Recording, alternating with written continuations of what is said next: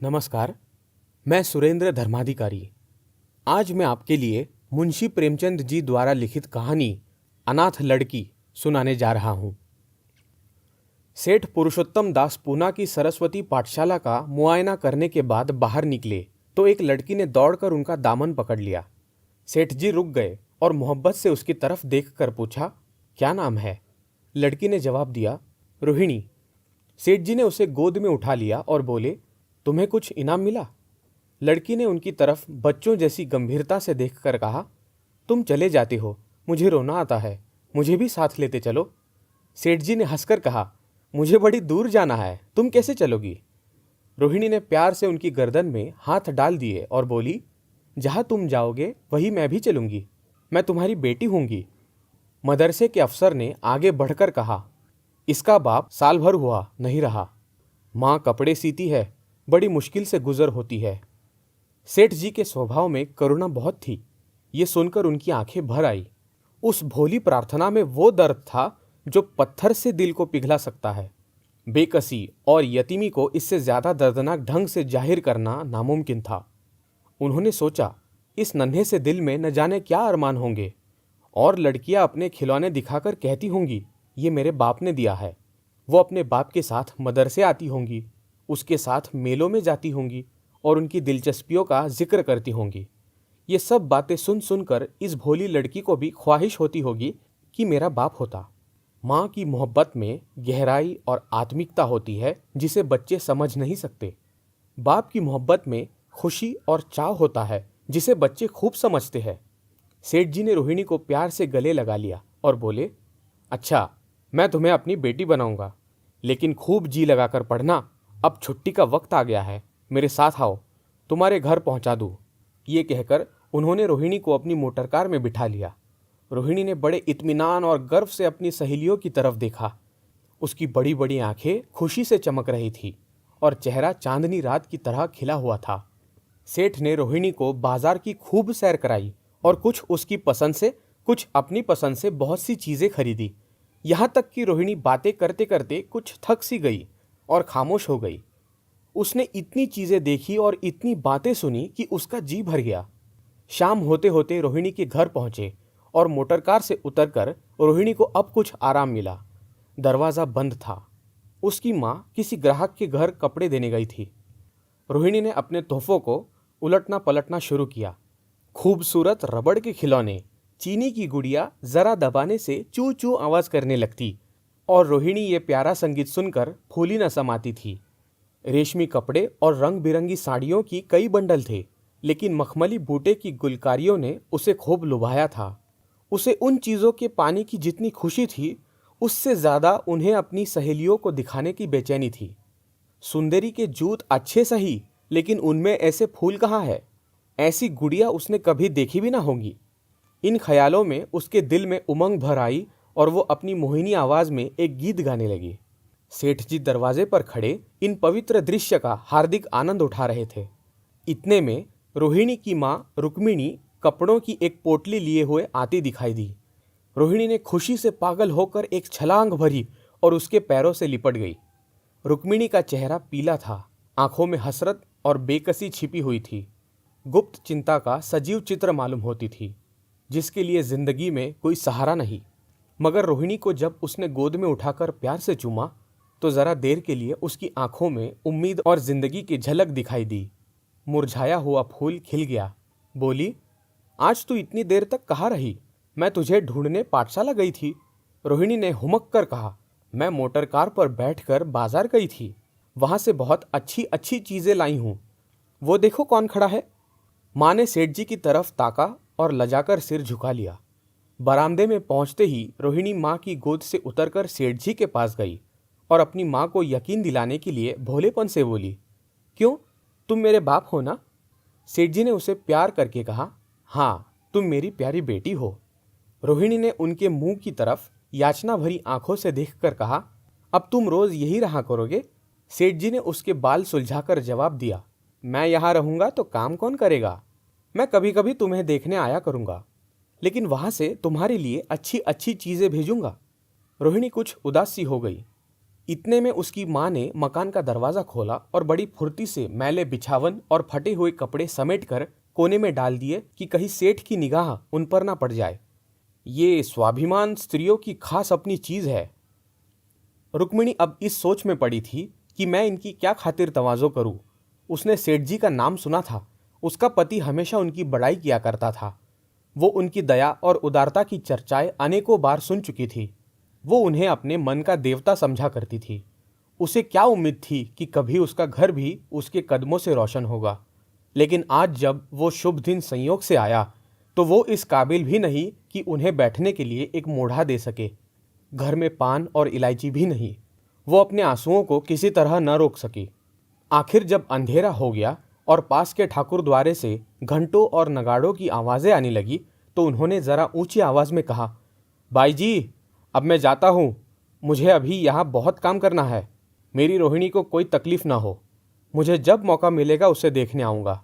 उसके पालने पोसने का काम मेरा है और मैं उसे बहुत खुशी से पूरा करूँगा। उसके लिए अब तुम कोई फिक्र मत करो। मैंने उसका वजीफ़ा बांध दिया है और ये उसकी पहली किस्त है। ये कहकर उन्होंने अपना खूबसूरत बटुआ निकाला और रुक्मिणी के सामने रख दिया। गरीब औरत की आंखों में आंसू जारी थे। उसका जी बरबस चाहता था कि उसके पैरों को पकड़कर खूब रोए। आज बहुत दिनों के बाद एक सच्चे हमदर्द की आवाज़ उसके मन में आई थी। जब सेठ जी चले तो उसने दोनों हाथों से प्रणाम किया। उसके हृदय की गहराइयों से प्रार्थना निकली, आपने एक बेबस पर दया की है। ईश्वर आपको इसका बदला दे। दूसरे दिन रोहिणी पाठशाला गई तो उसकी बाकी सज धज आंखों में खूबी जाती थी। उस्तानियों ने उसे बारी बारी प्यार किया और उसकी सहेलियां उसकी एक एक चीज को आश्चर्य से देखती और ललचाती थी। अच्छे कपड़ों से कुछ स्वाभिमान का अनुभव होता है। आज रोहिणी वो गरीब लड़की न रही जो दूसरों की तरफ विवश नेत्रों से देखा करती थी। आज उसकी एक एक क्रिया से शैशवोचित गर्व और चंचलता टपकती थी और उसकी जबान एक दम के लिए भी न रुकती थी। कभी मोटर की तेजी का जिक्र था, कभी बाजार की दिलचस्पियों का बयां, कभी अपनी गुड़ियों के कुशल मंगल की चर्चा थी और कभी अपने बाप की मोहब्बत की दास्तां। दिल था कि उमंगों से भरा हुआ था। एक महीने बाद सेठ पुरुषोत्तम दास ने रोहिणी के लिए फिर तोहफे और रुपये रवाना किए। बेचारी विधवा को उनकी कृपा से जीविका की चिंता से छुट्टी मिली।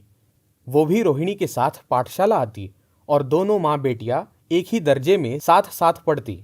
लेकिन रोहिणी का नंबर हमेशा माँ से अव्वल रहा। सेठ जी जब पूना की तरफ से निकलते तो रोहिणी को देखने जरूर आते और उनका आगमन उसकी प्रसन्नता और मनोरंजन के लिए महीनों का सामान इकट्ठा कर देता। इसी तरह कई साल गुजर गए और रोहिणी ने जवानी के सुहाने हरे भरे मैदान में पैर रखा, जबकि बचपन की भोली भाली अदाओं में एक खास मतलब और इरादों का दखल हो जाता है। रोहिणी अब आंतरिक और बाह्य सौंदर्य में अपनी पाठशाला की नाक थी। हाव भाव में आकर्षक गंभीरता, बातों में गीत का सा खिंचाव और गीत का सा आत्मिक रस था। कपड़ों में रंगीन सादगी, आंखों में लाज संकोच, विचारों में पवित्रता। जवानी थी मगर घमंड और बनावट और चंचलता से मुक्त। उसमें एक एकाग्रता थी जो ऊंचे इरादों से पैदा होती थी। स्त्रियोचित उत्कर्ष की मंजिलें वो धीरे धीरे तय करती चली जाती थी। सेठ जी के बड़े बेटे नरोत्तम दास कई साल तक अमेरिका और जर्मनी की यूनिवर्सिटियों की खाक छानने के बाद इंजीनियरिंग विभाग में कमाल हासिल करके वापस आए थे। अमेरिका के सबसे प्रतिष्ठित कॉलेज में उन्होंने सम्मान का पद प्राप्त किया था। अमेरिका के अखबार एक हिंदुस्तानी नौजवान की इस शानदार कामयाबी पर चकित थे। उन्हीं का स्वागत करने के लिए बंबई में एक बड़ा जलसा किया गया था। इस उत्सव में शरीक होने के लिए लोग दूर दूर से आए थे। सरस्वती पाठशाला को भी निमंत्रण मिला और रोहिणी को सेठानी जी ने विशेष रूप से आमंत्रित किया। पाठशाला में हफ्तों तैयारियां हुईं। रोहिणी को एक दम के लिए भी चैन न था। ये पहला मौका था कि उसने अपने लिए बहुत अच्छे अच्छे कपड़े बनवाए। रंगों के चुनाव में मिठास थी, काट छाट में वो फबन जिससे उसकी सुंदरता चमक उठी। सेठानी कौशल्या देवी उसे लेने के लिए रेलवे स्टेशन पर मौजूद थी। रोहिणी गाड़ी से उतरते ही उनके पैरों की तरफ झुकी, लेकिन उन्होंने उसे छाती से लगा लिया और इस तरह प्यार किया कि जैसे वो उनकी बेटी है। वो उसे बार बार देखती थी और आंखों से गर्व और प्रेम टपक पड़ता था। इस जलसे के लिए ठीक समुंदर के किनारे एक हरे भरे सुहाने मैदान में एक लंबा चौड़ा शामियाना लगाया गया था। एक तरफ आदमियों का समुद्र उमड़ा हुआ था, दूसरी तरफ समुद्र की लहरें उमड़ रही थी। गोया वो भी इस खुशी में शरीक थी। जब उपस्थित लोगों ने रोहिणी बाई के आने की खबर सुनी तो हजारों आदमी उसे देखने के लिए खड़े हो गए। यही तो वो लड़की है जिसने अब की शास्त्री की परीक्षा पास की है। जरा उसके दर्शन करने चाहिए। अब भी इस देश की स्त्रियों में ऐसे रतन मौजूद हैं। भोले भोले देश प्रेमियों में इस तरह की बातें होने लगी। शहर के कई प्रतिष्ठित महिलाओं ने आकर रोहिणी को गले लगाया और आपस में उसके सौंदर्य और उसके कपड़ों की चर्चा होने लगी। आखिर मिस्टर पुरुषोत्तम दास तशरीफ लाए। हालांकि वो बड़ा शिष्ट और गंभीर उत्सव था, लेकिन उस वक्त दर्शन की उत्कंठा पागलपन की हद तक जा पहुंची थी। एक भगदड़ सी मच गई। कुर्सियों की कतारें गड़बड़ हो गई। कोई कुर्सी पर खड़ा हुआ, कोई उसके हाथों पर। कुछ मनचले लोगों ने शामियाने की रस्सियां पकड़ी और उन पर जा लटके। कई मिनट तक यही तूफान मचा रहा।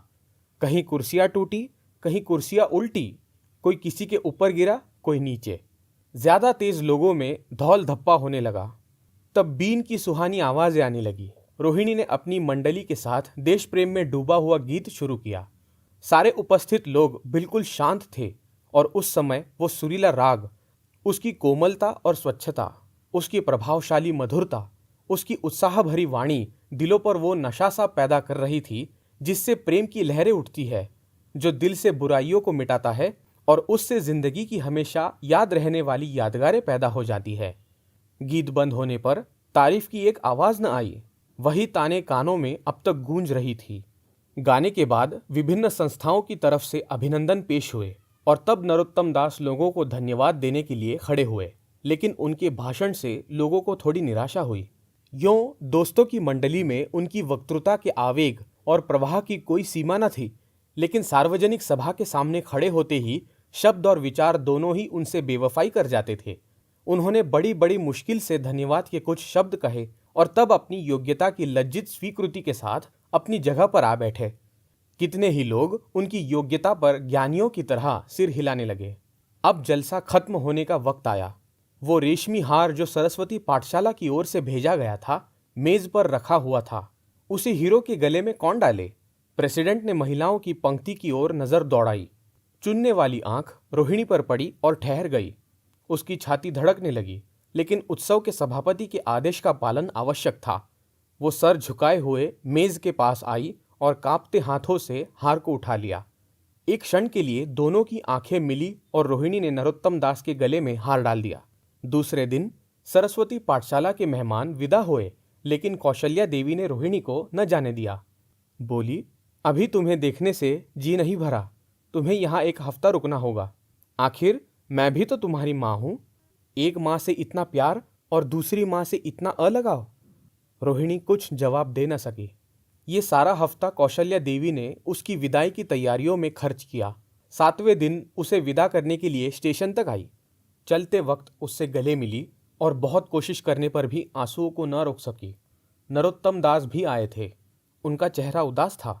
कौशल्या ने उनकी तरफ सहानुभूतिपूर्ण आंखों से देखकर कहा, मुझे ये तो ख्याल ही न रहा। रोहिणी क्या यहाँ से पूना तक अकेली जाएगी? क्या हर्ज है, तुम ही चले जाओ। शाम की गाड़ी से लौट आना। नरोत्तम दास के चेहरे पर खुशी की लहर दौड़ गई, जो इन शब्दों में न छिप सकी। अच्छा, मैं ही चला जाऊंगा। वो इस फिक्र में थे कि देखे विदाई की बातचीत का मौका भी मिलता है या नहीं। अब वो खूब जी भरकर अपना दर्दे दिल सुनाएंगे और मुमकिन हुआ तो उस लाज संकोच को जो उदासीनता के पर्दे में छिपी हुई है, मिटा देंगे। रुक्मिणी को अब रोहिणी की शादी की फिक्र पैदा हुई। पड़ोस की औरतों में इसकी चर्चा होने लगी थी। लड़की इतनी सयानी हो गई है, अब क्या बुढ़ापे में ब्याह होगा? कई जगह से बात आई। उनमें कुछ बड़े प्रतिष्ठित घराने थे, लेकिन जब रुक्मिणी उन पैमानों को सेठ जी के पास भेजती तो वे यही जवाब देते कि मैं खुद फिक्र में हूँ। रुक्मिणी को उनकी ये टाल मटोल बुरी मालूम होती थी। रोहिणी को बंबई से लौटे महीना भर हो चुका था। एक दिन वो पाठशाला से लौटी तो उसे अम्मा की चारपाई पर एक खत पड़ा हुआ मिला। रोहिणी पढ़ने लगी। लिखा था, बहन, जब से मैंने तुम्हारी लड़की को बंबई में देखा है, मैं उस पर रीझ गई हूँ। अब उसके बगैर मुझे चैन नहीं है। क्या मेरा ऐसा भाग्य होगा कि वो मेरी बहू बन सके? मैं गरीब हूँ, लेकिन मैंने सेठ जी को राज़ी कर लिया है। तुम भी मेरी ये विनती कबूल करो। मैं तुम्हारी लड़की को चाहे फूलों की सेज पर ना सुला सकूं, लेकिन इस घर का एक एक आदमी उसे आंखों की पुतली बनाकर रखेगा। अब रहा लड़का, माँ के मुंह से लड़के का बखान कुछ अच्छा नहीं मालूम होता, लेकिन ये कह सकती हूँ कि परमात्मा ने ये जोड़ी अपनी हाथों से बनाई है। सूरत में, स्वभाव में, विद्या में, हर दृष्टि से वो रोहिणी के योग्य है। तुम जैसे चाहे अपना इत्मीनान कर सकती हो। जवाब जल्द देना, और ज़्यादा क्या लिखूं। नीचे थोड़े से शब्दों में सेठ जी ने उस पैगाम की सिफारिश की थी। रोहिणी गालों पर हाथ रखकर सोचने लगी। नरोत्तम दास की तस्वीर उसकी आंखों के सामने आ खड़ी हुई। उनकी वो प्रेम की बातें, जिनका सिलसिला बंबई से पूना तक नहीं टूटा था, कानों में गूंजने लगी। उसने एक ठंडी सांस ली और उदास होकर चारपाई पर लेट गई। सरस्वती पाठशाला में एक बार फिर सजावट और सफाई के दृश्य दिखाई दे रहे हैं। आज रोहिणी की शादी का शुभ दिन, शाम का वक्त, बसंत का सुहाना मौसम। पाठशाला के दारो दीवार मुस्कुरा रहे हैं और हरा भरा बगीचा फूला नहीं समाता। चंद्रमा अपनी बारात लेकर पूरब की तरफ से निकला। उसी वक्त मंगलाचरण का सुहाना राग उस रूपहली चांदनी और हल्के हल्के हवा के झोंकों में लहरें मारने लगा। दूल्हा आया। उसे देखते ही लोग हैरत में आ गए। ये नरोत्तम दास थे। दूल्हा मंडप के नीचे गया। रोहिणी की माँ अपने को रोक न सकी। उसी वक्त जाकर सेठ जी के पैर पर गिर पड़ी। रोहिणी की आंखों से प्रेम और आनंद के आंसू बहने लगे। मंडप के नीचे हवन कुंड बना था। हवन शुरू हुआ। खुशबू की लपेटें हवा में उठी और सारा मैदान महक गया। लोगों के दिलो दिमाग में ताजगी की उमंग पैदा हुई। फिर संस्कार की बारी आई। दुल्हा और दुल्हन ने आपस में हमदर्दी, जिम्मेदारी और वफादारी के पवित्र शब्द अपनी जबानों से कहे। विवाह की वो मुबारक जंजीर गले में पड़ी जिसमें वजन है, सख्ती है, पाबंदियां है, लेकिन वजन के साथ सुख और पाबंदियों के साथ विश्वास है। दोनों दिलों में उस वक्त एक नई बलवान आत्मिक शक्ति की अनुभूति हो रही थी। जब शादी की रस्में खत्म हो गई तो नाच गाने की मजलिस का दौर आया। मोहक गीत गूंजने लगे। सेठ जी थक कर चूर हो गए थे। जरा दम लेने के लिए बागीचे में जाकर एक बेंच पर बैठ गए। ठंडी ठंडी हवा आ रही थी। एक नशा सा पैदा करने वाली शांति चारों तरफ छाई हुई थी। उसी वक्त रोहिणी उनके पास आई और उनके पैरों से लिपट गई। सेठ जी ने उसे उठाकर गले से लगा लिया और हंसकर बोले, क्यों, अब तो तुम मेरी अपनी बेटी हो गई।